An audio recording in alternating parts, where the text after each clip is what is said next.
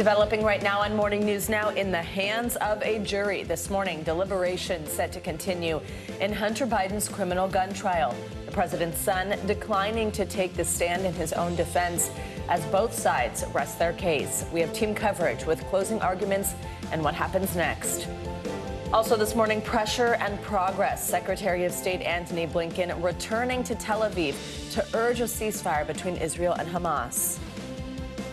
If you want a ceasefire, press Hamas to say yes.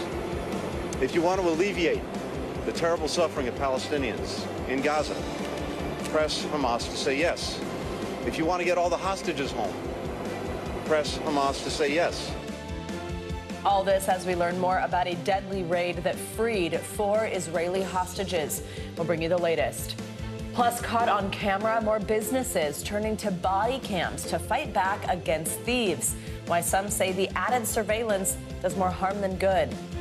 And it's a silent struggle, but it doesn't have to be. We are marking Men's Mental Health Awareness Month with a look at the stigma men face and what we can do to show our support. An important conversation. Yeah, having those conversations can be so important as well. Good morning. Good to have you with us. I'm Joe Fryer. And I'm Savannah Sellers. We begin this Tuesday morning in Delaware, where jury deliberations will continue today in the Hunter Biden federal criminal gun trial. The jury met behind closed doors for about an hour yesterday before court was adjourned for the day. Before that, both sides delivered their closing arguments. Hunter Biden's defense team rested its case without sending him to the witness stand. Hunter Biden is the first child of a sitting president to face a criminal trial. Those charges tied to the purchase of a gun back in 2018. He has pleaded not guilty. Leading us off this morning, we're joined by NBC's Mike Memoli outside the courthouse in Wilmington. Also joined in studio by NBC News legal analyst Danny Savalos. Good morning to both of you. Mike, let's start with you. This case progressing quickly.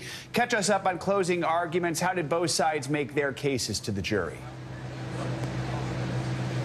Well, Joe, the prosecutors really relied on what they called the overwhelming evidence that they were able to introduce over the course of 4 days of testimony that they said showed Hunter Biden was a habitual user of illegal drugs at the time of the purchase. They said that evidence, which included text messages, photos, witness testimony, and even Hunter Biden's own words, showed that it was overwhelming, it was ugly, it was personal, but they said this evidence was absolutely necessary. At one point, one of the prosecutors saying, if this evidence doesn't show that Hunter Biden was an addict, then nobody is an addict.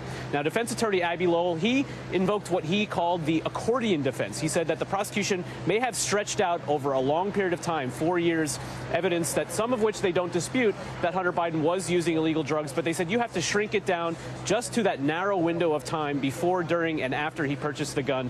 They said if they had specific evidence that showed him using drugs around that time, they did not introduce it. They only had suggestive evidence. Now, Joe, there was one tense moment during this closing arguments when the prosecutors invoked the First Lady, who, of course, has been seated behind her son for most of the trial. The prosecutor pointing behind him to say, this is not evidence. Now, Abbe Lowell said, clearly took issue with that, thinking that it was a personal invocation that was not merited at this point, Joe. Danny, let's bring you in here and talk about what the prosecution did use to sort of try to make their case here. Hunter Biden's own words in his memoir, lots of text messages. What do you make of the job that they've done here? Did they meet that burden of proof? This case is unusual because it has as one of its elements for the prosecution to prove defendant's addiction, which is normally not an element of a crime. But you also have a defendant here who, unlike a run-of-the-mill defendant, just somebody you've never heard of, this is a defendant who's written a book about his addiction, thereby making it somewhat easier for the government to meet its burden of proof. They also have the assistance of all these text messages and other communications and witnesses who saw him. So they tied all that together. And like a typical government case, there is a ton of evidence here from which the jury can infer addiction at the time of the firearm purchase. Whether they will is another question. So let's talk about Hunter Biden's defense. Then Abbe Lowell arguing that the prosecution offered only, quote, speculation or conjecture, not hard evidence that he was using drugs at the time. What do you make of his defense? That's a real tough one to argue because you're basically saying to the jury, look at all this evidence of crack cocaine use. They even used, the government used a demonstrative exhibit, like a calendar, color-coded to show all the evidence of addiction during a particular period of time. And Abbe Lowell's basically saying, yeah, they have all that evidence, but did they show on these exact days that he was an addict? And there may be some jurors thinking, yeah, that's enough evidence for us. So it's a really tough argument. Remember, the government gets to cherry pick its favorite cases and facts to bring. The defense never gets to pick the facts. A lot of times the argument is a stretch, but sometimes it's your only argument. Mike, what are the next steps once the jury has reached a verdict? And if he is found guilty, how long would it be until we get a sentence? Well, remember, there are 3 different counts here, 2 related to whether Hunter Biden lied on that government form, 1 simply owning the gun while he was addicted itself. They carry a maximum jail time of 10 years. So if the president's son is indeed convicted, we could see him, it's very unlikely, but brought into custody immediately. It's much more likely that there will be a period of months while the judge considers that sentence. Now, of course, if he is acquitted, then he walks out of this courtroom a free man. Now, we should note the First Lady we expect to be present here yet again. The president is in Washington, and believe it or not, he's expected to hold an event today on, of all issues, gun safety. All right, Mike and Danny, thank you both. Appreciate it. Well, turning out of the war in the Middle East, where the United Nations Security Council has passed a U.S.-drafted ceasefire deal aimed at ending the 8-month-long war in Gaza. On top of that, the U.S. is strongly considering negotiations with Hamas to reach a unilateral deal that would release the 5 American hostages being held in Gaza. U.S. officials say these negotiations would not include Israel. NBC News international correspondent Raf Sanchez has more on the potential negotiations.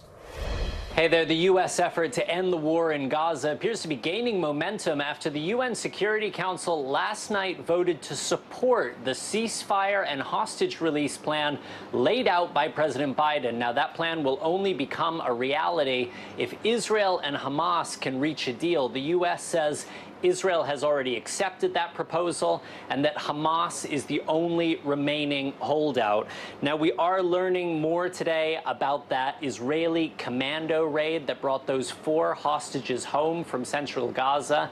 Head camera footage from one of those police commandos shows the unit bursting through the door of an apartment and finding those 3 terrified male hostages being held in a back room. They called them out by name, and then they escorted them under fire through a grove to waiting vehicles. Noah Argamani, the 4th hostage, was found in another apartment nearby. The IDF says these were family apartments, but that the hostages were being held by armed guards. Now, Israel, over the course of this 8-month war, has rescued 7 hostages alive. There are still 120, both living and dead, inside of Gaza, and the U.S. is saying the best way to bring them all home and to end the suffering in Gaza is through that ceasefire plan laid out by President Biden. But U.S. officials tell NBC News the administration has discussed a plan B if those ceasefire talks fail, where the U.S. would consider making a unilateral deal with Hamas to bring the 8 American hostages home. The parents of Hirsch Goldberg, Poland, one of those hostages, saying they would welcome any effort to bring their son home. But any deal is going to come too late for those roughly 270 people that the health ministry says were killed by Israeli fire during that hostage rescue over the weekend. That number includes 60 children. Secretary Blinken is here in Israel, but heading on to Jordan and then on to Qatar to meet with mediators there. Back to you. All right, Raf, thank you. Let's now bring in Gershon Baskin. He's the Middle East director of the International Communities Organization and has worked on Israeli and Palestinian hostage negotiations. Thank you very much, as always, for joining us. So just yesterday, the UN Security Council voted in support of the ceasefire proposal drafted by the U.S. Do you think this is the kind of plan presented in an international body that can potentially actually end the fighting here? Do you think at this point both sides are going to see that it's in their interest to agree? It's a great resolution, and the United States did a very good job on it, as did President Biden in his speech when he laid out the plan. The basic bottom line problem is that both from the words of President Biden and the UN Security Council resolution, it is clear that adoption of the plan leads to the end of the war. For Hamas, there is no deal with Israel that doesn't lead to the end of the war. And for Israel at the present time, under Netanyahu and his government, there is no deal that they will agree to that does lead to an end to the war. So it seems to me that the gaps are still unbridgeable unless someone comes up with a magic formula. The Israeli government is now even more hard line in its approach after Mr. Gantz and his party left. And Netanyahu is hostage to his right-wing government, who said, no deal, no end to the war. The hostages only come second after we have our ultimate total victory over Hamas. Let's talk about this major headline this week. The U.S. is considering negotiations with Hamas to reach a unilateral deal that would free 5 American hostages in Gaza. These discussions would not include Israel. 2 questions here. What does the U.S. need to prioritize to strike a successful deal with Hamas? And what does this say about the state of the relationship between the U.S. and Israel? Right. First of all, I believe that there are 8 American citizens in Gaza. 5 of them are believed to be alive. I was asked by someone about 2 weeks ago to inquire with some Hamas leaders if a possible deal with the United States could be made. I didn't get an answer. The basic question that I asked them was, what would you demand from the United States in exchange for these hostages? And quite frankly, there's very little that the United States has to offer that can offer Hamas that they are interested in. They don't control the war. They don't control anything that Hamas is interested in, except perhaps stopping shipment of arms to Israel. And I don't imagine that the United States is going to do that. So it seems very unlikely that there's even a possibility of such a deal. Let's talk about Israel's recent rescue operation that we've covered quite a bit here. 4 hostages reunited with their families. Many people called that a light in the darkness. Others point out that it came at the expense of hundreds of civilian lives inside Gaza. How do you think that particular operation could impact any future hostage deals? Well, I think it's clear that Hamas is probably moving hostages around from locations that they might be vulnerable and found through Israeli and American intelligence to places where they are more likely underground and in tunnels. Hamas has said immediately after that rescue operation that it puts the lives of the hostages in danger, and I take Hamas seriously. I would not want to be a hostage under any circumstances, and particularly under those circumstances. There are serious questions about the Israeli rescue operation, both legal and ethical. Of course, from a legal point of view, holding civilian hostages is in contravention of international law. Keeping them in civilian homes turns those civilian homes into military targets. But there is also the ethical question of how many people is legitimate to kill in order to save hostages. International law talks about proportionality, but we don't really know what that means. How many is it proportional to kill in exchange for 4 living Israeli hostages? Gershon Baskin, thank you very much for joining us. Thank you. Exactly 1 month from today, former President Donald Trump faces sentencing for his conviction in the New York hush money case. According to sources familiar with the matter, former President Trump met with a probation officer on Monday as part of a mandatory pre-sentencing process. Last month, he was found guilty on all 34 counts of falsifying business records. Mr. Trump answered questions with his probation officer virtually from his home in Mar-a-Lago, with his lawyer Todd Blanche present. The meeting was described as short, lasting less than 30 minutes. He now faces up to 4 years in prison, or, given his lack of a criminal record, potentially simply probation. Voters are heading to the polls today as primaries get underway in 4 states. Yeah, today, Maine, Nevada, North Dakota, and South Carolina will get their turn. There's a congressional seat also up for grabs in Ohio. A special election is being held there to fill the remainder of former Congressman Bill Johnson's term. Johnson resigned from Congress in January to become president of Youngstown State University. NBC News senior political editor Mark Murray joins us with more on what to expect. Mark, good to have you with us. Several contests we're keeping an eye on, starting in South Carolina. Congresswoman Nancy Mace is looking to win a 3rd term on Capitol Hill. Now, she's butted heads in the past with former President Trump, as well as former House Speaker Kevin McCarthy. What are some of the challenges that she's facing today? Yeah, Joe, you're exactly right. Nancy Mace ended up being opposed by Donald Trump in the 2022 midterms. And she actually was one of the very few members of the Republican delegation who ended up surviving a Trump primary challenge. This time, she actually has Donald Trump's support. And this time, she's being opposed by some of Kevin McCarthy and his allies after Nancy Mace ended up voting to oust Kevin McCarthy from his speakership.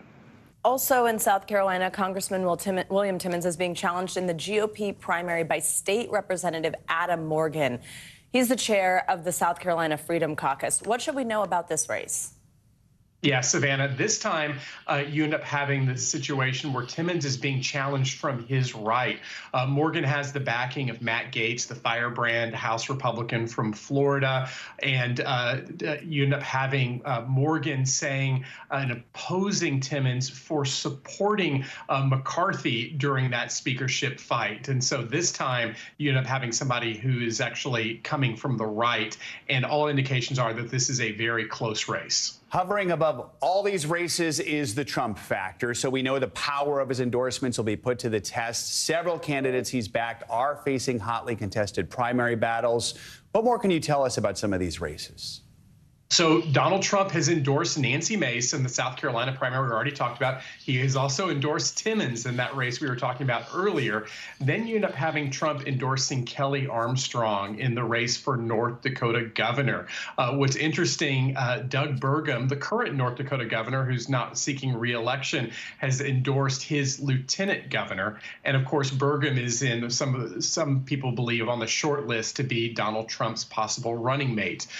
Donald Trump also has endorsed Sam Brown in the Nevada Senate contest. And so we're going to be watching these Trump endorsements up and down the ballot and across the country in tonight's primaries, seeing who won and who lost. All right. Mark, as always, thank you so much. Thanks, Mark. Well, we are learning more about a controversial video showing Burbank police dropping off a homeless man in Los Angeles, then driving off as the man collapses on the sidewalk.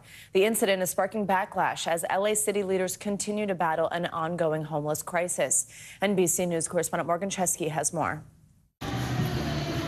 It's the video igniting a blame game between Los Angeles and a neighboring city over the alleged dumping of a homeless man outside their jurisdiction. Two Burbank police officers seen on a North Hollywood street in LA, taking a man out of their cruiser and removing his handcuffs. Moments later, he falls to his knees, appearing unable to walk. Once the Burbank cruiser pulls away, the man collapses onto the sidewalk. Los Angeles City Council President Paul Krikorian, whose office surveillance camera captured the ordeal, says multiple agencies are now investigating. This is callous, cruel, inhumane. Burbank police say they were responding to a call of a naked man at a bus stop. The department says he'd been taken to a Burbank hospital from an LA neighborhood. After declining medical help, police say they offered him a ride, adding he voluntarily got into the patrol vehicle and was driven towards LA's metro station before he asked to get out for a coffee, and officers complied. The controversy comes amid the backdrop of a historic homeless crisis in LA, with 46,000 people without housing. We've known for a long time that other cities, other jurisdictions prefer to just push people into Los Angeles rather than addressing the problem themselves. Burbank police tell NBC News the department is conducting their own investigation, reviewing both body and in-car camera footage, all of it centered around the actions of those two officers. All right, Morgan Chesky, thank you. Let's get a check on your morning news now. Weather, the Sunshine State will see a whole lot of rain this week. Yeah, Angie Lastman is with us. She's watching the flood risk in Florida. Angie, good morning. Good morning, guys. Sunshine State not living up to its name this week. We're going to see multiple days of some really heavy rain, and it's already started across portions of the state. Mainly the southern half of the state is where we're specifically going to be watching for the most impactful weather over the next couple of days.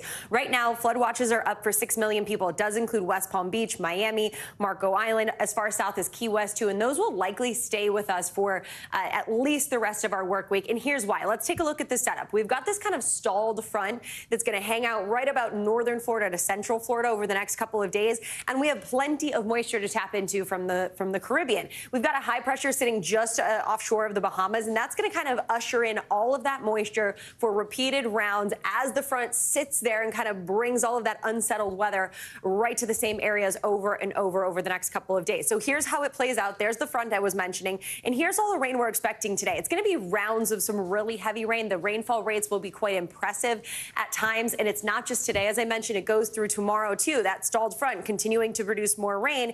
A lot of it is the southern tier of the state, but still it's going to go as far north as parts of central Florida as well. And it lasts into Thursday and even Friday. Now, the one note about this is that it is going to be beneficial in a lot of ways. If you take a look at the drought monitor for the state, we do have plenty of folks in the severe range of the drought, but more than 40% of the state is at least in a moderate drought. So they could use some rain.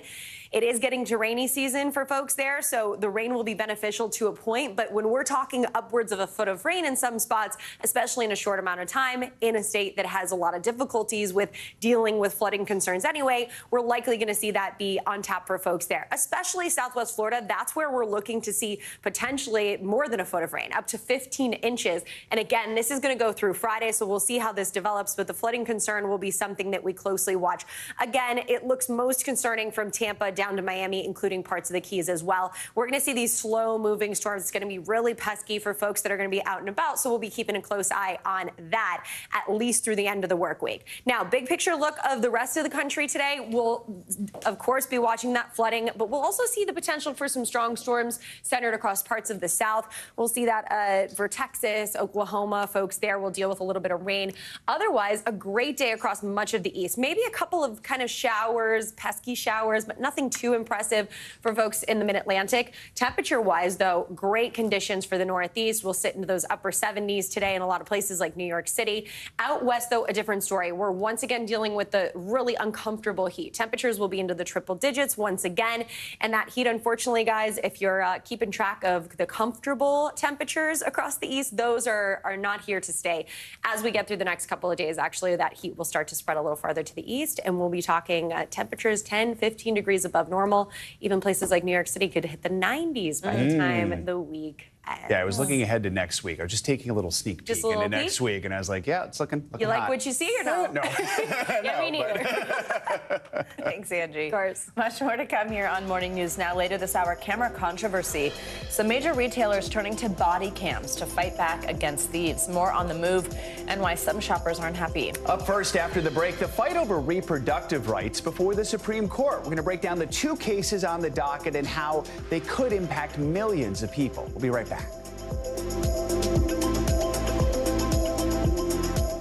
We are back with two pivotal cases that we're awaiting decisions on from the Supreme Court. Both decisions could impact the future of abortion rights in the U.S. In the first case, the justices have to decide whether abortion pill access should be restricted across the country, especially by mail. In the second case, they must decide if Idaho's near-total abortion ban violates a federal emergency room law. This all comes 2 years after the court overturned Roe versus Wade. NBC News Supreme Court reporter Lawrence Hurley is here to break it down for us. Lawrence, good morning. So let's start with the case trying to restrict access to the abortion pill. That's mifepristone, and particularly this is about it being sent by mail. We understand it's not trying to ban the pill completely, but it would invalidate the FDA's approval of the pill. Walk us through how this case started and what it could mean for women in states with abortion bans. Yeah, I mean, if the court was to restrict access to mifepristone, it certainly would have a big impact, especially in the states that have banned abortion pretty much completely since Roe v. Wade was overturned, which is more than a dozen states. And in that situation, women who seeking abortions would have to have in-person meetings with healthcare providers. And in cases of, obviously in states where abortion is banned, that would mean having to move, go to another state to get that care. At the moment, with the access by mail, you don't even have to have an in-person meeting. And even in states where abortion is banned, women can get the pills. So it's going to make things a lot more complicated if the court was to rule that way. Let's pivot to this second case. It's related to the near-total abortion ban in Idaho. So the Biden administration is arguing this law violates the Emergency Medical Treatment and Labor Act, which guarantees that anyone visiting an ER has access to emergency medical services, regardless of if they can pay. Idaho argues it should not be required to provide abortions under that federal law. So what's at the crux of this case? Did the justices signal what they were thinking here? Yeah, this one's a little complicated legally, but basically there's a small number of states, including Idaho, that have very narrow exceptions for the life of a pregnant woman if she's having healthcare complications. And the Biden administration is arguing that under this federal law, that these states are required to allow doctors to provide broader array of services, including complications that don't necessarily threaten the life of the mother, but just her health. And Idaho's saying they don't have to do that. Their law doesn't allow that. And so the court has to decide whether the federal law kind of trumps the state law. And if they were to rule in favor of Idaho, that would affect not just Idaho, but perhaps a handful of other states that have these similar kind of strict abortion bans. So we heard oral arguments for both cases earlier this year. Do we have any idea of where the justices stand? Yeah, I mean, I think based on the oral arguments in both cases, it seemed like the mifepristone case might actually kind of go away in terms of it may be that the anti-abortion groups that filed that lawsuit don't have legal standing. So the court might kind of just throw that lawsuit out. So they wouldn't be ruling on the actual merits of the legal claim, which would leave the current status quo in place. The Idaho case was a little less clear. It seems like there's a possibility the court could rule for Idaho, which could lead to these handful of states being able to restrict abortion care, even in these kind of difficult situations for the health of the mother. All right, Lawrence Hurley, thank you very much. Law enforcement is sounding the alarm about members of a dangerous gang who are entering the U.S. illegally and committing crimes. And it's raising additional questions about possible failures over vetting people at the border. NBC News Homeland Security correspondent Julia Ainsley has more. The new warning from law enforcement that among the record number of migrants that have crossed into the U.S. are members of a Venezuelan street gang. NBC News learning there are more than 100 Homeland Security investigations involving suspected members of the Venezuelan gang Tren de Aragua, according to 2 DHS officials. In the past week, the NYPD says a suspected member of the Venezuelan gang shot 2 of its officers. So we know that he entered the country illegally. NBC News has learned the gang is suspected in criminal cases in at least 5 states. In one case, 3 Tren de Aragua gang members who crossed the border here in Texas in the last year threatened 2 Venezuelan women and said they would kill their family members if they did not cooperate in a sex trafficking ring, according to court documents. The women ended up in Baton Rouge, and police say they were forced to have sex with up to 4 men a day in this apartment building. How big of a threat is Tren de Aragua? I mean, they are a grave threat. The NYPD's Assistant Chief Jason Savino tells us they often know very little about the gang members. I've heard it referred to almost as a ghost criminal. Everything about that individual could potentially be misrepresented. And why does that make them dangerous? Because if you come here and we can't even track you, we're not even sure of who you are. All of it adding to the growing questions about the vetting process at the border. Venezuela is one of several countries that will not share criminal records of its citizens with U.S. authorities doing migrant background checks. Because we cannot validate their criminal record history, typically unless we get it from Interpol or they already have a criminal record inside the United States, we won't know who they are. The vast majority of migrants have no criminal background. Though former President Trump is calling attention to recent high-profile crimes police say were committed by migrants. Migrant crime, it's a new category of crime. An NBC News review of both administrations' track records reveals roughly 64,000, or 2% of migrants encountered in the Trump administration were found to have criminal records. Under the Biden administration, more than 103,000, or 1% of migrants were found to have criminal records. In a statement, DHS tells us if an individual poses a threat to public safety, they deny them admission, detain, remove, or refer them for prosecution. Julia Ainsley, thank you.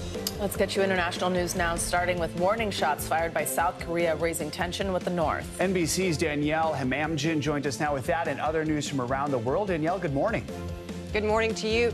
In South Korea over the weekend, soldiers fired warning shots after troops in North Korea briefly crossed the land border. This is according to the South Korean military, which later noted the violation did not appear to be intentional. Confrontations in the heavily fortified border known as the demilitarized zone are not unusual. You might recall those hundreds of balloons North Korea flew recently To the south, they were carrying tons of trash. Observers, however, don't believe this latest incident is likely to escalate. Over to India now, where Prime Minister Narendra Modi has named his new cabinet. Modi, whose Hindu Nationalist Party failed to secure a majority in the recent elections, is able to form a coalition government. That's a first in a decade for the country of 1.4 billion people. Modi opted for some continuity. Top ministers in crucial portfolios remain in place, that is, defense, finance, external, and home affairs. And finally, not that you needed one, but we'll give you another reason to love elephants. It's extremely rare for wild animals to call each other by unique names, but it appears African elephants communicate and respond to individual names. Biologists at Nature, Ecology and Evolution used machine learning to detect the calls in a library of savanna elephant sounds. They tested the results by playing the recordings to specific elephants, and the result, the animals flapped their ears and lifted their trunks. Pretty impressive. Wow, that is really cool. I like that there's a library of elephant sounds, yeah, too. very cool. That's so cool. Danielle, thank you so much. Coming up, it could be a breakthrough for people struggling with depression. When we come back, the new device showing promising results. Your weekly check-in is next here on Morning News Now.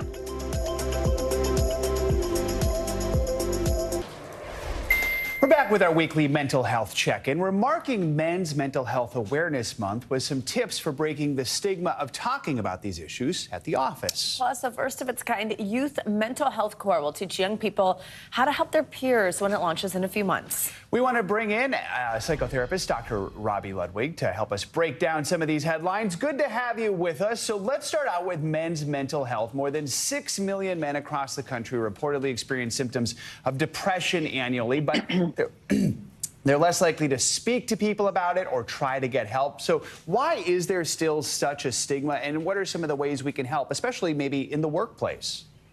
Yeah. So, men typically have been raised to believe that if you are macho and manly, you don't share your emotions, you don't share your struggle with mental health issues. And also, men don't tend to have friendships where they're talking like women do about their emotions and feelings. So culturally, I think men have had it way tougher than women. And one of the ways to break through this stigma is, to really change and challenge these cultural ideas where being a man is sharing your emotions. You can be vulnerable and still be masculine. And to have role models and campaigns out there. Michael Phelps several years ago talked about his own issues with mental health and how useful it was to him. So seeing it out as a cultural norm too, shifting those ideas with people of all ages, sharing their positive stories. And of course, the work culture, which can benefit from addressing people's mental health needs, especially men, so that they're more productive in the workplace and happier. So this is a wonderful shift that we're seeing, and it will take time, but we will get there, and men will feel more and more comfortable reaching out for the help that they need. That is great to hear. Let's talk also about this first-of-its-kind mental health corps. This is launching this fall in 4 states. Members will get training to help their peers, which is so important, get mental health support. They'll even receive a living stipend for their work. How much impact do you think this can have? What can the rest of us learn from the sorts of things they'll be doing? What do you think this is going to look like? I think this is such a fabulous opportunity for both young volunteers to get training to help others, to see if they might be interested in going into a field of mental health and well-being. And it's wonderful for, the people and young kids that they will be helping as well. There's something about peer-to-peer support that can be so helpful because kids identify with other kids within their age range. They relate on a different level. They could talk about TikTok. They could talk about teachers. And it also helps these young kids who have a hard time getting access to care, getting the treatment that they need. So it's positive role modeling. It gives provided access. And I think it's going to be tremendously successful. Finally, the future is now. There's a headset designed to reduce the symptoms of depression. It just had a promising trial. It uses an electrical current to stimulate parts of the brain that help with emotional expression. So far, the research in the UK has found that more than 58% of users saw improvement within 6 weeks. Real quick, Dr. Robbie, your thoughts on this?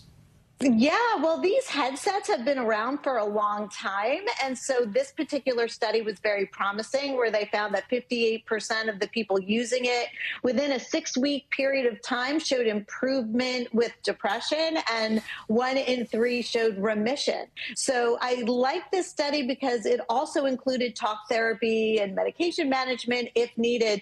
But it's a very promising idea. And this particular headset was approved for at-home use. So that's kind of the shift here, that people can use these devices at home. So, we don't know what the long-term results will be, but the short-term results seem to be very promising. Something to keep an eye on. All right, Dr. Robbie Ludwig, thank you so much. Thank you. Well, we talk a lot about the benefits of being outdoors here on Morning News Now, including how it can boost your mental health. Well, now therapists are putting that research into practice by bringing their patients outside for their appointments. NBC News medical fellow Dr. Akshay Syal actually participated in one of those sessions. Take a look at how it went. I'm hanging out with therapist Andrew Tepper of Boda Therapy. He's part of a growing group of therapists who are ditching their office and taking their sessions outdoors. And I realized that therapy can be fun, and it can be dynamic, and it can be engaging, and it can be an experience for the client and for yourself. So uncertainty. Yeah, it's probably cliche. With him, a therapy session can be walking, hiking, and even skiing. You remember what you said on that chairlift. You remember what reframing statement or mantra you came up with on that hike. I got to experience this firsthand. Life is unpredictable. Where he led me through a therapy session while on a hike. What actions could help you to go with the flow more? Helping me work through some of my own anxiety. When you do feel the anxiety of uncertainty, who's a person that would traditionally give you comfort, a feeling of comfort? Oh, he's my dad. Let's have you write down something you want to let go of on a fully separate page, because we're going to burn it. Research suggests that nature-based therapy can help fight anxiety, depression, and boost your mood.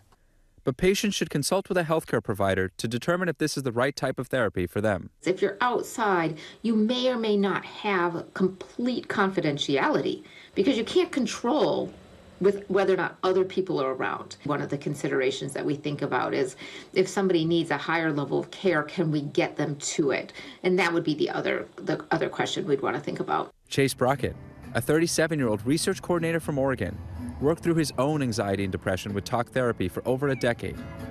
Then he needed a change. And it sounded like something that it was like, all right, I think it's time to get off the chair and out into just walking around and moving. And at the end of my session, it feels like these skills that you're teaching will be easier for me to apply just because I'm out in the real world and not, in a couch somewhere talking to you, laying down. So yeah, I think this is great. Awesome. Thank you. Thank you for putting your trust in me. All right, what a cool concept. Our thanks to Dr. Akshay Syal for that. He can walk, he can talk, he can play guitar. He can play guitar. Maybe you can do that while he's treating patients. All right. Coming up, Singapore Airlines offering a payout to passengers on that flight that ran into severe turbulence last month. The announcement from the airline. Plus, body cam controversy. More retailers using surveillance tools to fight back against thieves. But some shoppers say they're not buying it. That story next on Morning News Now. We are back with a look at new ways major retailers are fighting back against theft. They're upping their security by equipping select employees with body cameras, but not everyone is happy about the move. NBC News correspondent Emily Ikeda explains.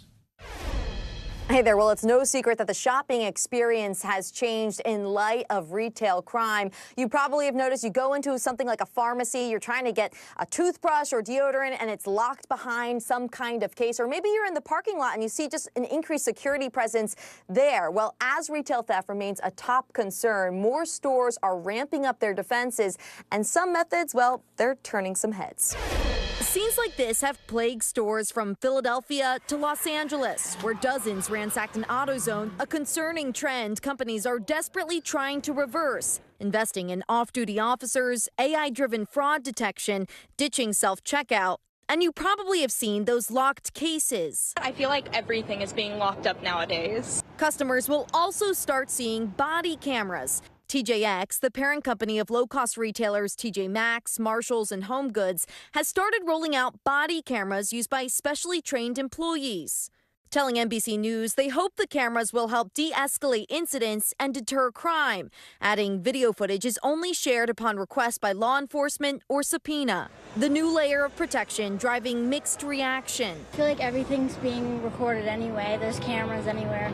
Others wish surveillance didn't go that far. I don't like any of it, right? But I think it's a sign of the times. Some analysts question whether retail crime is overblown with limited, precise data. The vast majority of retailers report that shoplifters are more aggressive, and inventory losses, primarily driven by theft, swelled to $112 billion in 2022, up from $94 billion the year before. The number one criteria now is safety. There's harm to the individuals involved, harm to that place and harm to that organization, but also harm to that neighborhood. TJX isn't alone in its use of body cameras. One survey shows more than a third of retailers are researching the technology and 11% are already testing it. TJX says the cameras have already made a difference for them as a new landscape of crime ushers in new defenses. Analysts say body cameras have actually been a more popular initiative outside of the U.S., from Australia to the U.K. But a recent British study found that even with these body cameras in play, crime against workers still increased last year. Back to you. All right, Emily Ikeda, thank you. Let's bring in Brooke DePalma for more on this. She's a senior reporter at Yahoo Finance. Brooke, good morning. So TJX, only one of the companies that's sharing any information about their body camera program, although they have yet to share the actual results of this with the public. But we just heard there from Emily, they do say that it's helping. But there are other retailers. Who are those other retailers, and how is this working for them? Yeah, one of the other retailers that is using a body camera is actually Walmart. And what they do is they use it during in-home delivery services. That's actually when employees take deliveries and bring them inside customers' homes. And Walmart employees have told me that this allows them to feel safe while entering these customers' homes, but also allows customers to feel safe, vice versa. And body cameras are just one of the many ways that retailers are looking to combat shrink. Of course, that's the loss of items to retail theft, organized crime, as well as damage and vendor fraud.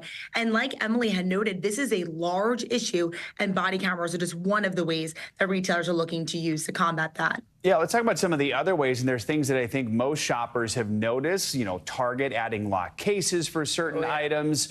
We've seen others completely remove self-checkout. I mean, just how far are companies willing to go here? Yeah, Joe, what we're seeing here is companies really throw out so much, especially after we heard that $112 billion statistic last year. They want to make sure that their employees and their customers feel safe. And so what we've heard so far is a slew of retailers address this issue by sharing solutions that they've introduced in the past year, Dollar General being one of them. They've removed 12,000 self-checkouts from their stores so far this year. We also heard from Target. Last September, Target actually announced that it was closing 9 stores because of the high crime rate that it saw at those store locations. It also added more security, as well as those cumbersome locked cases where customers have to ask employees for some help. We also heard from home improvement retailers like Home Depot and Lowe's. Now think about it. Those are some big ticket items. And so Home Depot is hoping to use computer vision that will actually spot out complex and high-value carts that will then signal cashiers to go over and help customers. We also heard from Lowe's that they're actually using AI technology with tech giant NVIDIA to prompt customers to scan missing items at checkout. And another solution that Lowe's is also testing is locked cases where customers have to enter their phone number in order to access the merchandise. Brooke, do we know if any of these measures are actually keeping these companies from losing money? Right. That's one key statistic that we'll certainly find out more at the end of this year. TJX, that's a parent company once again, at TJ Maxx, Home Goods, Marshalls, they said at the end of the year, they'll be able to count inventory. And so they'll be able to understand if these body cameras, and augmented with their ceiling cameras, were able to combat that high rate of crime. But we did hear from Target that they are pleased with the progress that they're making so far in the first quarter, but they'll certainly be able to give an update at the end of the year. All right, Brooke DePalma, thank you very much. Staying on your wallet this morning, the White House shelling out some big bucks for new tech investments under the CHIPS Act. CNBC's Silvana Henao has that and more. Hey, Silvana, good morning. Hey, Savannah. Hey, Joe. Good morning to you. Well, the White House announcing an investment this morning in New Mexico space power provider Solero Technologies. The company will receive nearly $24 million in funding from the CHIPS and Science Act. The White House says the money will be used to create a more robust and resilient supply of space-grade solar cells that can power spacecrafts and satellites. The funding is the latest in a string of grants meant to strengthen U.S. manufacturing of semiconductors. Injured passengers on last month's deadly Singapore Airlines flight have been offered $10,000 in compensation. The airline says the Singapore-bound plane hit extreme turbulence about 10 hours after takeoff, plunging about 180 feet in a matter of 5 seconds. Officials say a 73-year-old British man died from a suspected heart attack and another 104 people were hurt. The airline says those who sustained serious injuries were offered a $25,000 advance payment and have been invited to discuss appropriate compensation. And Krispy Kreme is ramping up its competition with rival chain Dunkin' for bite-sized donuts. The company announced it would add 4 new donut dot flavors to its lineup: powdered, sprinkled, cinnamon, and cookie crumb. You can buy them in a 10-count or a 24-count cup. Krispy Kreme is running a promotion for the new donut dots, which started yesterday and will run through Sunday. A 10-count will cost just $1 with the purchase of any dozen donuts. Meanwhile, Dunkin' says it sells more than 800 million of its donut hole derivatives each year, guys. Wow. Start your morning with a cup of coffee and a cup of donuts. All right, Silvana, thank you. Appreciate it. Coming up, a bittersweet story about baseball and an unbreakable bond between a dad and his boys. Up next, we'll introduce you to a family that just finished out a longtime tradition in honor of their father. This is Morning News Now. Welcome back. A country music megastar is celebrating Pride Month with a big announcement. Maren Morris has come out as bisexual. She shared the news in a social media post saying, quote, "Happy to be the B in LGBTQ+. Morris finalized her divorce from her husband of 5 years back in January. The Grammy winner has long been an advocate for the queer community, shining a light on the hundreds of anti-LGBTQ+ laws debated at the state level over the last few years. She's also often stressed her beliefs that her fellow country musicians should stand up for queer people. Long an ally, now the B in LGBTQ+. There you go. Thank you, Joe. Yep. Well, finally this hour, we are in the heart of baseball season, and that means many families will spend Father's Day this weekend, a reminder, at the ballpark. Well, for one military family, though, that diamond dream seemed dashed until they got a little help. NBC News correspondent Sam Brock brings us their story. Ever since they were kids, the Gilbert boys bonded with their dad over baseball. He was a great coach. He was a great leader, both outside of the military and in the military. He just kind of loved the game and brought the boys up that way. It's a passion that began early and endures to this day. So important to their family that when Air Force Colonel Eric Gilbert was deployed, he promised them something that felt like home. What was the goal? What was the plan? The plan was to go to all 30 MLB parks by the time I was 18. They came up just short when the 48-year-old suddenly passed away in 2020. And yet, for those diamond dreams, almost like a Father's Day gift to him, it turns out extra innings were in store. From famed Fenway Park to Wrigley Field to Nats Park, they reached 28 venues, but missed one state, Florida, and 2 parks, the Rays and Marlins.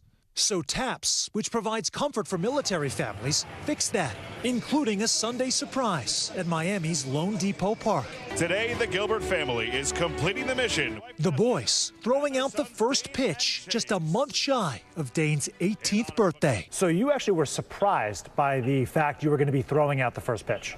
Oh, we had no clue. You had no time to mentally prepare for this? No, not at all.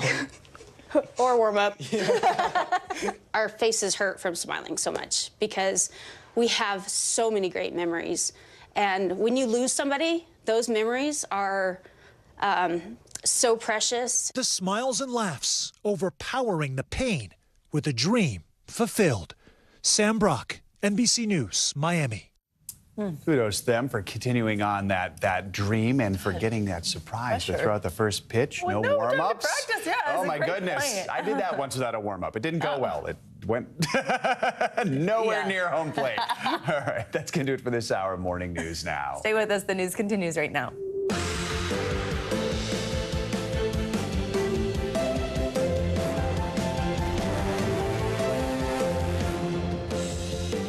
Good morning. Thanks for joining us this Tuesday. I'm Savannah Sellers. I'm Joe Fryer. Right now on Morning News Now, new hope for a ceasefire in the Middle East. The UN Security Council passing a U.S.-drafted deal on Monday.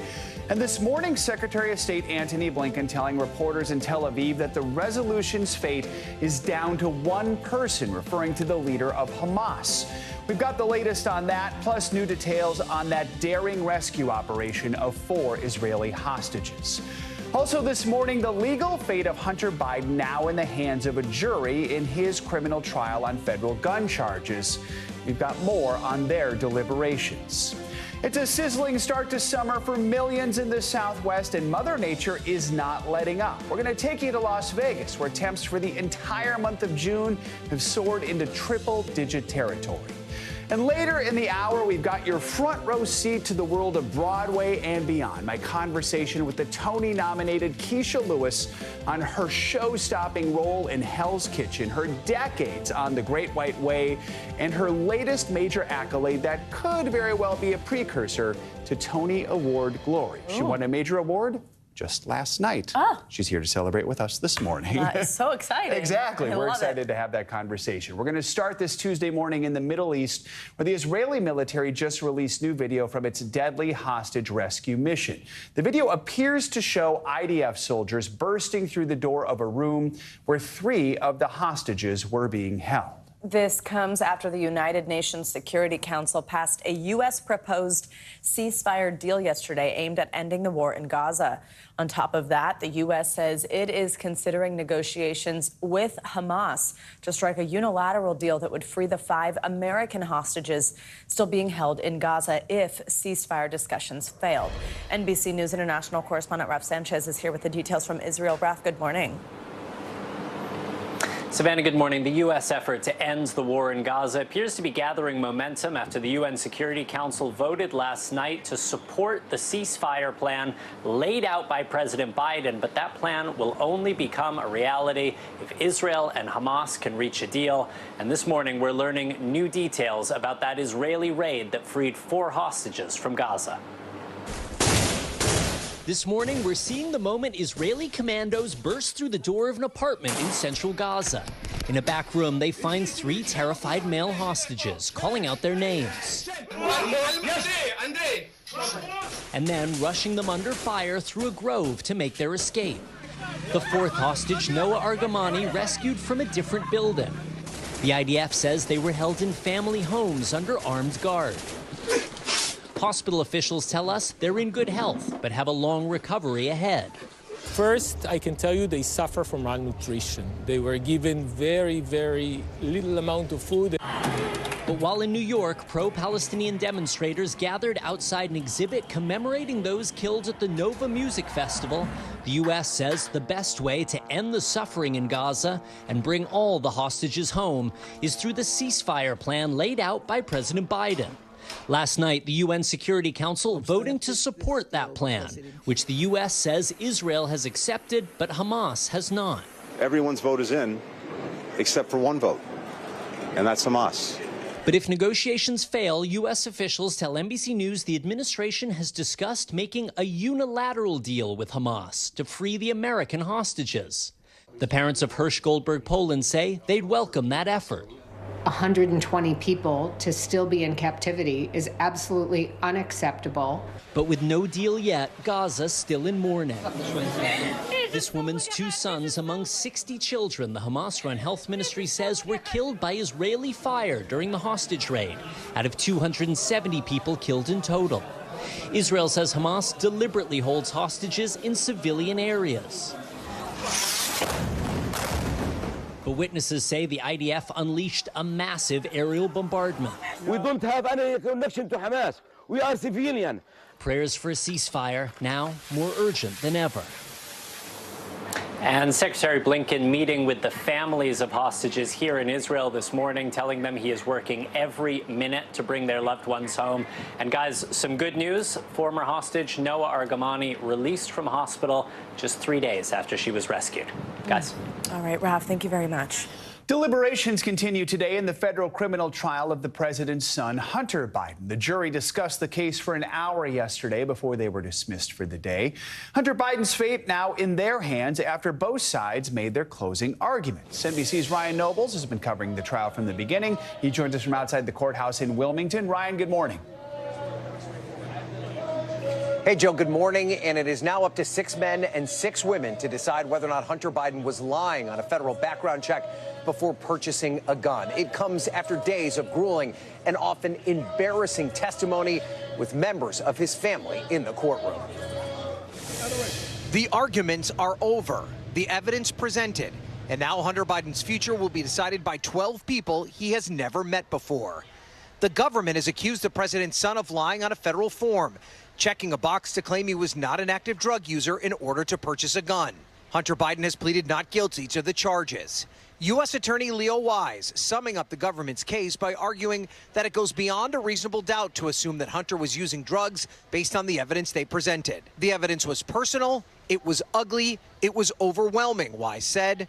It was also absolutely necessary. Wise pointing to the gallery filled with close members of the Biden family, including First Lady Jill Biden, and reminding the jury that they have nothing to do with the evidence presented. No one is above the law, he said. But defense attorney Abby Lowell countering that the prosecution focused far too much on his drug abuse over the entire 4-year period and failed to provide direct evidence he was using during the window of time that he purchased the gun. When you got to 2018, what was missing, he asked, noting that no one witnessed Hunter's drug use during that time. No pipes, no scales, no drugs, not even alcohol, he said, referencing the testimony of Hunter Biden's ex-romantic partner, Zoe Keston. It's now up to the jury to decide, with all 3 of these counts carrying the possibility of jail time if Hunter is convicted. And no matter how the jury decides this case, it will not be the end of Hunter Biden's legal problems. He is scheduled to go on trial this fall in a federal criminal trial for tax evasion. So regardless of the jury's verdict, there is still a lot of work for Hunter Biden's legal team in the near future. Joe. All right, Ryan, thank you. Well, now to the Supreme Court, where Justice Samuel Alito is facing new controversy this morning. Secret audio recordings published yesterday are revealing Alito's thoughts, as well as those of Supreme Court Chief Justice John Roberts, on the politics of the High Court. They were published by a progressive activist known for approaching Republican figures while pretending to be an ally. NBC News senior Washington correspondent and News Now anchor Hallie Jackson has the details. Hey there, those recordings are getting a lot of attention this morning, capturing the outlook of Justice Alito, who's devoutly Catholic, along with his wife and the Chief Justice. We should note that NBC News has not heard the full recordings, only what's been posted online, and not able to confirm what edits have been made. This is the latest spotlight on the court as it barrels toward the end of a consequential term. More controversy this morning surrounding Supreme Court Justice Samuel Alito and his wife after they were secretly recorded at a gala dinner last week. Alito approached by Lauren Windsor, a progressive activist known for recording conservative political figures while posing as an ally. Alito asked by Windsor about a nation divided between left and right, saying, one side or the other is going to win. There can be a way of working, a way of living together peacefully, but it's difficult, because there are differences on fundamental things that really can't be compromised. After Windsor said the country needs to return to a place of godliness, Alito responding, I agree. The conversation recorded during the Supreme Court Historical Society's annual dinner June 3rd. Alito, who's on the conservative wing of the court, has recently been embroiled in controversy after pictures emerged of flags associated with, among other things, election denial and January 6th rioters flying outside his house. Alito had responded that his wife, Martha Ann, raised the flags. She was also recorded by Windsor, who told her she was being persecuted. Mrs. Alito responding. I'm German. I'm German. My heritage is German. You come after me, I'm going to give it back to you. And discussing other flags she wanted to fly at their house. You know what I want? I want a Sacred Heart of Jesus flag because I have to look across the lagoon at the Pride flag for the next month. Windsor also approached Chief Justice John Roberts, who responded more cautiously to her questioning. Asked about whether the court should lead the country on a more moral path. No, I think the role for the court is deciding the cases. The Chief Justice also pushing back on Windsor's assertion that the U.S. is a Christian nation and the court's role is to guide it on that path. I don't know that we live in a Christian nation. I know a lot of Jewish and Muslim friends who would say maybe not, and it's not our job to do that. The court has not responded to a request for comment, but the Historical Society, which hosted the event where the recordings were made, says in a statement they condemn the surreptitious recording of justices there, which they say is inconsistent with the spirit of the evening. Back to you. All right, Hallie, thank you very much. For another day, record-setting temperatures are frying states out west. This morning, heat alerts remain in effect across the southwest and parts of California. The region has been hit with back-to-back days of temps soaring well into the triple digits. NBC News correspondent Liz Kreutz is in sizzling hot Las Vegas with the latest. Hey there, yeah, it has been 100 degrees or higher every single day here since May 30th, and this heat is not letting up. It's expected to be 107 degrees here in Vegas today, and it's only going to get worse in the coming days. This morning, Las Vegas is sizzling with Sin City's hottest start to June on record. This is bad, but it's going to get worse. Heat alerts are in effect for around 20 million people across the West, and the next few days could see new records set in places like Reno, Nevada. In Vegas, where air conditioning can be a matter of life and death, Kristen and Justin Martin came home to find their AC broken. Miserable. I mean, we've seen it jump 10 degrees just since it's been out. Their air conditioning repairman says he's been busier than ever for this time of year. How does right now compare to the same time last year? Oh, night and day. The summer's first heat wave coming off a deadly year in Clark County. Last year, nearly 300 people died from heat-related emergencies, a 78% increase from the year before. Homeless advocates are now walking neighborhoods to help the unhoused. People could die if they stay out exposed to this heat. It is not safe. Now here in Vegas, cooling centers are open today. As for how to keep your home cool, experts say you should change out the filter on your AC about once a month, and that also you should think about getting a maintenance check done on your air conditioning now towards the beginning of summer so you can make sure everything is working and functioning properly for when that heat wave hits. Back to you. All right, Liz, thank you. Well, let's get a check on your morning news now weather. Meteorologist Angie Lastman is here with more on those high temperatures. My goodness, Angie, good morning. My goodness, indeed. Good morning, guys. We, of course, are talking about all that heat confined to the southwest, but guess what? That's going to spread and include many more folks here as we get through the rest of our week. So let's start with the beginning of where we're at right now. You heard Liz talk about these heat alerts. We still, of course, have many of them in effect, 20 million people included in those at this time. Phoenix, Las Vegas, Sacramento, all of the three of those major cities are included in these heat alerts. Where you see the brighter pink, those are heat warnings that are in effect right now. And we've still got that similar setup that we were looking at last week, too, where this high pressure, a strong high pressure is kind of in really strong control over this region. And the thing that's going to happen, though, as we get through the next couple of days, that's actually going to expand. That ridge will move, and we'll start to see more folks getting in on this action. But in the meantime, 5 to 15 degree temperatures coming in above where they should be for this time of year. So this is going to be something we see for today across the southwest. And you can see some of these potential record highs that we'll be looking at through at least Thursday. Phoenix is on there. We've got Reno as well, Las Vegas, Albuquerque, all with the potential to break some of those record high temperatures. Today, our temperatures headed to the triple digits for Las Vegas, Phoenix, and El Paso. Notice Grand Junction into the mid 90s. We've got Omaha even close to 90 degrees. So these temperatures warmer than normal for this time of year. But notice what happens to the Midwest by the time we get into your day tomorrow. 87 degrees for Minneapolis. We'll see 93 in Des Moines, 94 in Denver. And that heat continues to spread to the east here as we get into the later part of our work week. So Cincinnati, you're expected to hit 90 degrees on Thursday and on Friday. Notice St. Louis, 96 degrees for your high temperature on Thursday.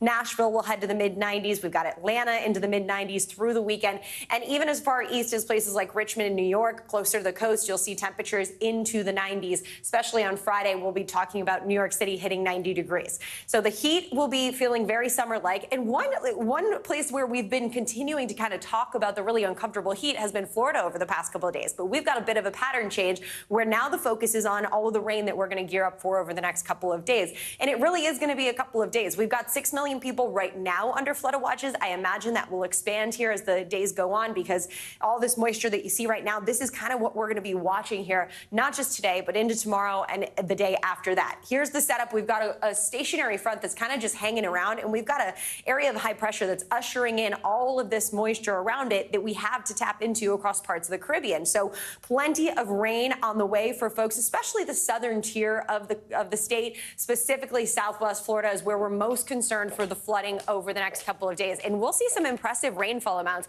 I think those rainfall rates will be quite impressive too, but piling up maybe a foot or more of rain, specifically, again, centered across parts of Southwest Florida. So Naples, you're right in the bullseye of that.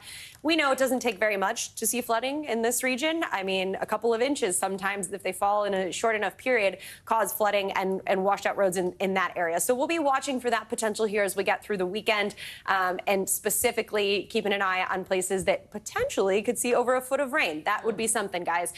Otherwise, today, great day across most of the east. You'll see temperatures mild. We'll see that heat that I mentioned across parts of the west, and those severe storms will stick with us for parts of the south, too. Looking ahead to the weekend, because, of course, it's the most important time of the week, we've got record highs on tap for the Northeast and the Mid-Atlantic, and that heat and humidity isn't going anywhere for the south. No surprise, though, the flood risk will stay for Friday and Saturday and into the weekend for our friends in Florida. Very hot. Yeah. Another hot day. Pick your poison. I'm sensing a theme. I love them. I like going that just said great day. Yeah, that's, I mean, let's get straight to the point here. Thanks, Andrew. No problem. Much more to come on this hour of Morning News Now, including an NBC News exclusive. Hoda Kotb's emotional conversation with Celine Dion in her first TV interview since revealing her battle with stiff person syndrome. But first, a federal appeal of a verdict that rocks Silicon Valley. We've got the latest on the new legal battle facing former Theranos founder Elizabeth Holmes. That's up next. We're back now with a new legal battle for former Theranos founder Elizabeth Holmes. Her lawyers plan to appeal her federal fraud conviction in court and her 11-year prison sentence. So far, the disgraced tech leader has served 1 year of that sentence. NBC News correspondent Emily Aketa joins us now with more on Holmes' upcoming court battle. Emily, good morning. Hey there, guys. Good morning to you. As of now, the 40-year-old mother of two will remain in federal prison until August of 2032. But Elizabeth Holmes is hoping today's hearing will convince a panel of 3 judges her conviction was unjust and should be overturned.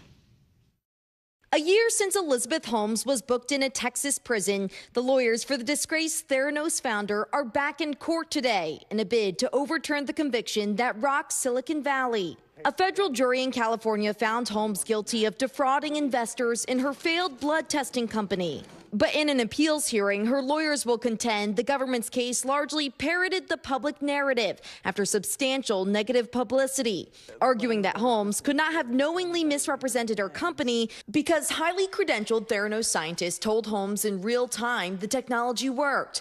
The opening brief also alleges the court improperly blocked Holmes from cross-examination of a key government witness and excluded critical testimony from her co-defendant and former business partner, Sunny Balwani, who is also appealing his conviction today. With a sentence this long, Elizabeth Holmes has every incentive to make every possible argument she can on appeal. According to federal records, Holmes has already shaved off more than 2 years of her 11-year prison sentence, presumably through good behavior and work programs. Holmes dropped out of Stanford at 19 to launch Theranos, swiftly rising to prominence with high-profile investors, including Rupert Murdoch and heirs to the Walmart fortune. Now, the former darling of Silicon Valley is fighting to clear her name. While this stage of the appeals process is a long shot for Holmes, if she doesn't win here, everything after that is an even bigger long shot.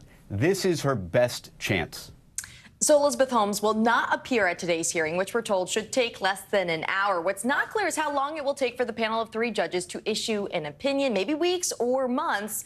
Both the prosecution and defense both declined to comment. All right, Emily, thank you so much. Thanks, guys. Let's get to international news now. New this morning, police in China say they've made an arrest in a brutal stabbing attack of Americans. NBC News correspondent Danielle Hamamjin has that and other world headlines. Danielle, good morning. Good morning. 4 American college instructors were stabbed in a public park. This was in the northeast province of Jilin. According to a family member, one of the victims, the group had been visiting a temple when they were attacked by a man with a knife. All 4 were taken to hospital, and their lives, we understand, are not in danger. Local officials say it was a random attack, and a suspect has now been arrested. The video showing people lying on the ground covered in blood circulated on X, though no trace of it on Chinese social media. Now to the Southeast African country of Malawi, where the president confirmed in the last hour that his vice president was killed in a plane crash. Soldiers had been frantically searching in the mountains for the military plane that had gone missing. Also on board was the former First Lady and 8 other people. The plane took off yesterday at 9:17 local time and had been expected to land 45 minutes later, 230 miles north. Now, due to bad weather, air traffic control told it not to attempt a landing and turn around. Contact was lost shortly after, and the aircraft disappeared from radar. I'll leave you now on a much lighter note, pun intended. You're looking at a cat who very nonchalantly wandered onto a stage at a music festival in Turkey to the tune of Beethoven's Pastoral Symphony No. 6. The cat stopped for a brief moment before moving along. Very random, but I hope it puts a smile None of them on your even faces. blinked. The cat's a fan, you know? All right, Danielle, thank you so much. Appreciate it. And coming up, could your so-called BMI, your body mass index, soon be a thing of the past? After the break, why some experts say measuring body roundness could be the way to go when weighing a person's obesity risk. Our doctor is in next. We are back with a new study that could usher in a new way to measure body composition and obesity. It's called the Body Roundness Index, and experts say it could replace the long-standing Body Mass Index, which you might know as BMI. Increasingly, the BMI is coming under scrutiny because it doesn't distinguish how much of a person's weight is fat and where it's distributed on the body. NBC News medical contributor Dr. Natalie Azar joins us for more on this. Doctor, good morning. So tell us, what is the difference between these two things? Is this a better, more accurate, more complex way of doing this? Well, you know what? I think the intro kind of says it all, that there has been so much scrutiny about the BMI for decades because it really just takes 2 factors into consideration, your height and your weight, and it generates this number, and you're either overweight or you're obese, and doesn't take into account what that weight is actually composed of. So, for example, you could be a really muscular person and have the same BMI as someone who has a lot of excess fat. Clearly, the person who has lean muscle mass is going to be much healthier than the person who has fat, but muscle is denser, so it weighs more than fat does. So the BRI, or Body Roundness Index, takes that into account, and it does it in one of two ways. And that is, it does take into account height and weight, but it also includes a measurement of your waist circumference and your hip circumference. But the waist circumference is the one that's the most important because that is an indirect measure of what we call visceral fat. The word is, we're going to be moving away from these words, but visceral fat, suffice it to say, is a major risk factor for heart disease. That fat that sits around your organs here is, a surrogate for cardiovascular disease. You can maybe give it a new name, like hip fat or Well, they're something actually like also that. saying that body roundness index might also not be such a favorable term. Right, okay. So let's have, what are the limitations to body roundness? Is it possible to have too low a BRI? So what this study was interested in looking at was, could you sort of associate your number on the BRI index with an excess mortality? And they studied about 33,000 people over a 20-year period, and they found that your number, your BRI value, created what's called a U curve, which means that if you were really low on the BRI, i.e. underweight, that is an indication of not good health and malnourishment, there was excess mortality. And then at the other end of the extreme, if you were over a certain value on the BRI, there was obviously excess mortality also. And we know that this isn't novel necessarily, right? We understand that people who are very much underweight or very much overweight have a higher risk for mortality. Tell us how to keep that visceral fat in a healthy range. Okay, so first of all, what is a healthy range? So for men, it's less than or equal to 40 inches. And for women, it's less than or equal to 35 inches. And that's a measurement, again, of your waist circumference. You can do that with a tape measure yourself.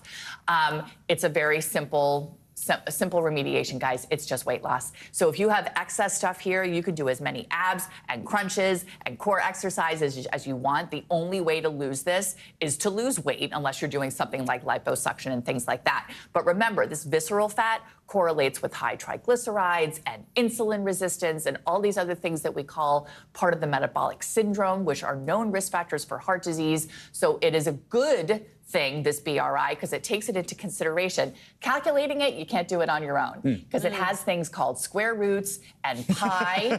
You will remember. Do not try this at home. So the BMI is easy, and that's a quick and dirty in the office. With the BRI, you actually need to plug it into a calculator, unless you guys are like wizards at math, which probably are not. No offense. Nope. Don't take my word for it. All right. Thank you, doctors. I appreciate it. Now to a growing problem on Martha's Vineyard. Marijuana dispensaries are warning the island's weed supply could run out by the end of the summer. The sole cultivator there has closed up shop, and regulators say it's illegal to transport the drug across the ocean. But one small business owner is fighting back with a lawsuit. NBC News correspondent Ellison Barber has that story.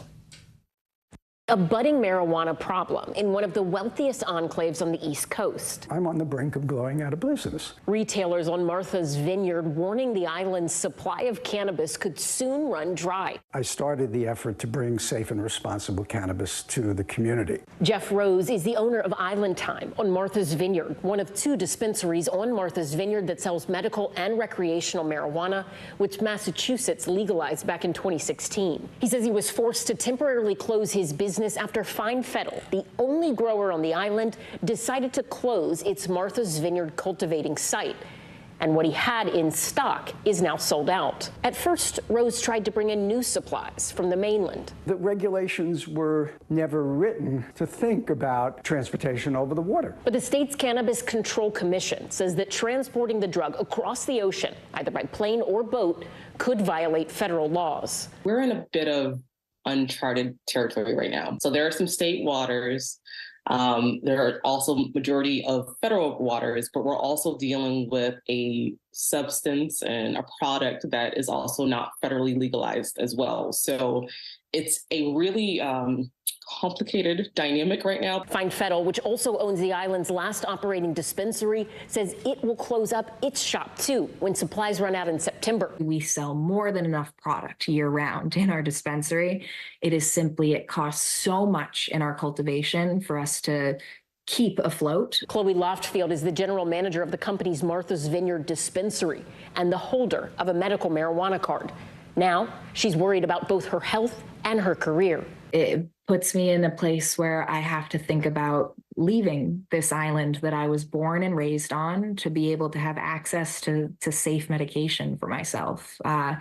And with my job, too, it puts me in a position where I'm unsure what my future looks like. Rose and a dispensary owner from neighboring island Nantucket launching a lawsuit against the Cannabis Control Commission to save their businesses, arguing in part, quote, the commission lacks authority to prohibit and punish transport of marijuana and marijuana products across state territorial waters. The Cannabis Control Commission met with sellers, patients, and residents on the island last week to discuss the issue, and they're set to have a public meeting this Thursday. I think there will be some sort of middle line where we could permit some sort of transportation under really, really specific terms. As retailers like Rose hope they can continue serving people who rely on medical marijuana. We have to serve those patients as well as the adult use community.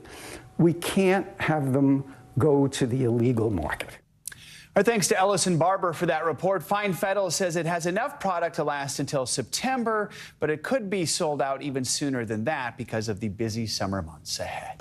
We're back now with new details about Apple introducing its own AI model called Apple Intelligence. The new tech will be used to supercharge existing Apple offerings like Siri, allowing the virtual assistant to search across multiple apps. And then OpenAI's ChatGPT will also be integrated into Apple products for free. That will answer questions that Siri cannot. Tech reviewer and content creator Justine Isarek, also known as iJustine, actually interviewed Apple CEO Tim Cook right after that announcement. She joins us now with more. Good to have you with us. So first of all, just the big picture. How will AI change how people use their iPhones?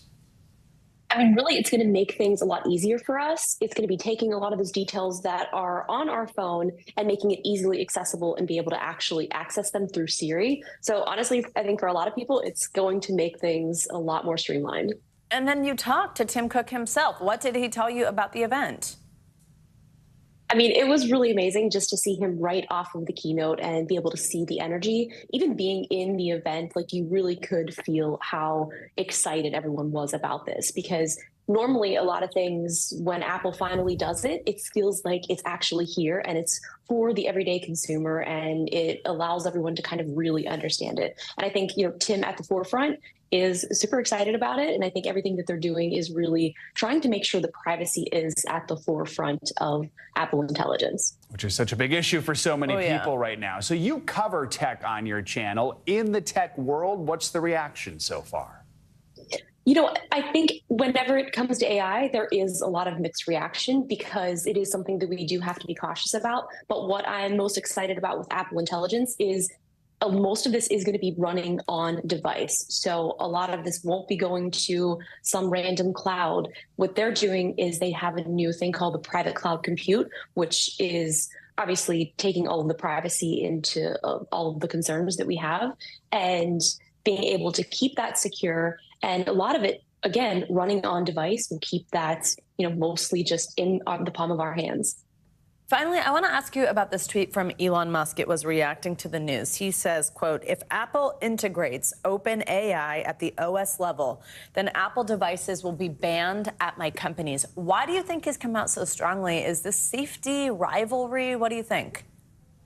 I mean, it's Elon, so obviously he's being a little dramatic, but I wouldn't put it past him for doing something like that and following through. But I think there was a little misconception with that tweet because he was saying that OpenAI was going to be integrated at the OS level, when really it is Apple Intelligence is going to be what is at OS level. And you'll have the opportunity to use ChatGPT and possibly other language models later on. And Apple asks you if you want to send your info to ChatGPT so that you know that you're leaving, and you have the option to cancel or share it. So it isn't something that is running all of the time. You do have the option to use it if Siri doesn't have the answers to whatever question it is that you're looking for. So it is opt-in. It's not something that's running all the time. All right, Justine Isarek, thank you so much for your time this morning. We appreciate it. Thank you. Let's get to some money news now. A federal spotlight is on UAW leader Shawn Fain this morning over alleged retaliation against union leaders. CNBC's Silvana Henao has that and other money headlines. Silvana, good morning. Hey, Joe. Hey, Savannah. Good morning to you. So a federal monitor is probing United Auto Workers President Shawn Fain over accusations of improperly stripping two UAW officials of their duties. The monitor is also accusing the union of obstructing the investigation and interfering with his access to information. The monitor has been overseeing the union since 2021 after Justice Department investigations found corruption in the UAW. Fain rose to prominence last year as the face of weeks-long strikes that later secured record-breaking UAW contracts with General Motors, Ford, and Stellantis. And the main shipping channel into Baltimore's port has fully reopened nearly 3 months after the collapse of the Francis Scott Key Bridge.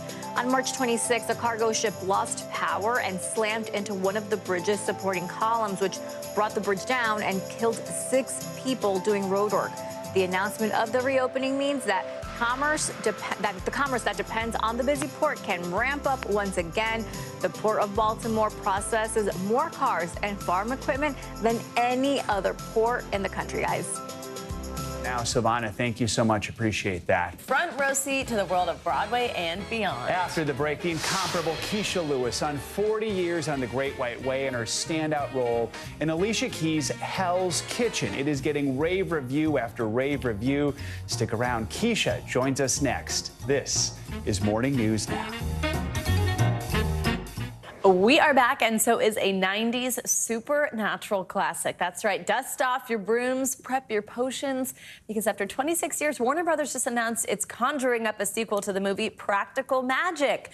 Stars Nicole Kidman and Sandra Bullock are in talks to reprise their roles as the witchy Owens sisters. The two are also expected to produce the spooky season staples. So far, no word on when the movie will come out, but fans are already excited. That is awesome. That is very cool. I've actually never seen that movie. Oh, you've got to. Okay. Oh, it's so great. I will check it out. All right, thank you. Yep. Let's end this hour with the curtain call. You were in pain. That pain led you here. Listen to that pain. Do something with it.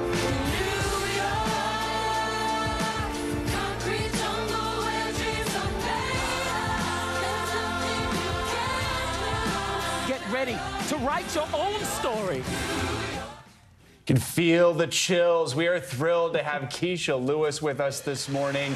We're especially grateful to have you with us this morning because last night you had maybe a little bit of a late night. You won the Drama Desk Award for Featured Actress in a Musical. Congratulations. Thank you. How does it feel to receive so much adoration from the industry right now? It literally feels like hundreds of flowers are being thrown at me. You know, kind of every day I'm getting new bouquets of flowers, and it's really beautiful. I'm very, very grateful. It is well deserved. And I want to point out, so this Saturday marks exactly your 40-year anniversary since debuting on Broadway. You were in Dreamgirls. Yes. This Sunday is the Tony Awards, your first ever Tony nomination. How does it feel to be receiving that nomination right now? It feels surreal, actually. You know, as a younger actress, you know, it was all I wanted. It was just, let me get to these Tonys, you know? And I performed on them twice, but of course I've never been nominated. And so for this to happen at this season, the day after my 40th anniversary in this show, I mean, I don't know if anyone has it better than me right now. I feel really great about all of it. Well, you deserve it. My partner and I were doing the math last night. We looked. Hell's Kitchen has 13 nominations. Dreamgirls had 13 nominations in its first year, too. I feel like a lot of things are connecting here. Yeah, yet another thing. I'm not surprised anymore. When you got that Tony nomination, what was your reaction? We actually had a Zoom party with any of the cast members who wanted to come, so there were quite a few of us. And we, as the nominations were rolling in, as the nominations came in, I started to get teary, and by the time they said mine, I just had to cover my face because I did a big old ugly cry. Big old ugly cry. So and to be with them at that moment was amazing. So many of them are also nominated as well. Speaking of crying, a lot of folks are crying when you perform this show-stopping song. It's Perfect Way to Die. For those who recall, it's a song Alicia Keys wrote in 2020 to talk about police brutality. Yes. You reworked it with her for this performance, putting it in a lower register. What was that process like of working with Alicia Keys on this? You know, Alicia is one of the most generous, collaborative superstars that I think there is. You know, I certainly didn't expect, I expected her to be nice and lovely. I'd heard that, but her willingness to collaborate and take in what other people bring to the table with her material that is so iconic, you know, it's mind-blowing to me. So we had a really good time talking about what was going on with her at the time when she wrote it, what was going on with me. I was a single parent of a young Black son, all of that. And we're able to kind of channel some of that into the performance. When you are performing that song, and it is, with the exception of your voice, silent inside that theater, and then there's the thunderous applause afterward, what is going through your mind and through your body during that performance? Honestly, what's going on is I'm thinking of all of them. I'm thinking of Sandra Bland, I'm thinking of Trayvon Martin, I'm thinking of Eric Garner, I'm thinking of my son. I'm thinking of so many people over the years who have lost their lives senselessly, and trying to represent the feelings that a mother would have, a grandmother would have, an auntie, a best friend, so that people can feel that. You are celebrating 4 decades in this industry. What is it about theater? What is it about Broadway that keeps you going? It's a quick adrenaline rush, you know? When you have people sitting there and they're just wanting to receive whatever you have to give them, and when they receive it and they're grateful and they're happy, and you get to bless a life for 2.5 hours, they didn't come to think about their day or their issues. They came to be entertained and hopefully learn something. And I'm grateful that I get to do that. So it doesn't feel like work for you? No, it doesn't. For those who have done something for a long time, whether it's theater or something else, and they are pushing away and not sure if they're ever going to realize the dream that they want to accomplish, like for you, that first Tony nomination, what's the advice that you give people? The advice that I give people is to concentrate on why you're in it in the first place. The tagline of our show is, remember where dreams begin. And so when I go back and I remember my 7-year-old self wanting to do this, that keeps me staying solid. What do you think that 7-year-old self would say? Oh my God, this is happening. Absolutely. Is that what's going to be going through your mind at the Tonys on Sunday? Absolutely. Absolutely. We have like 20 seconds left here, but what do you think it is going to be like to be sitting there at the Tonys as a nominee? I don't even know. I just want to take it all in. That's what I've been trying to do throughout this season. Just be still, take it in, and enjoy the joy. You deserve every bit of it. Keisha Lewis, thank you so much for your time. By the way, Hell's Kitchen currently playing at the Schubert Theater here in Manhattan. That is going to do it for this hour of Morning News Now. Don't go anywhere. The news continues right now.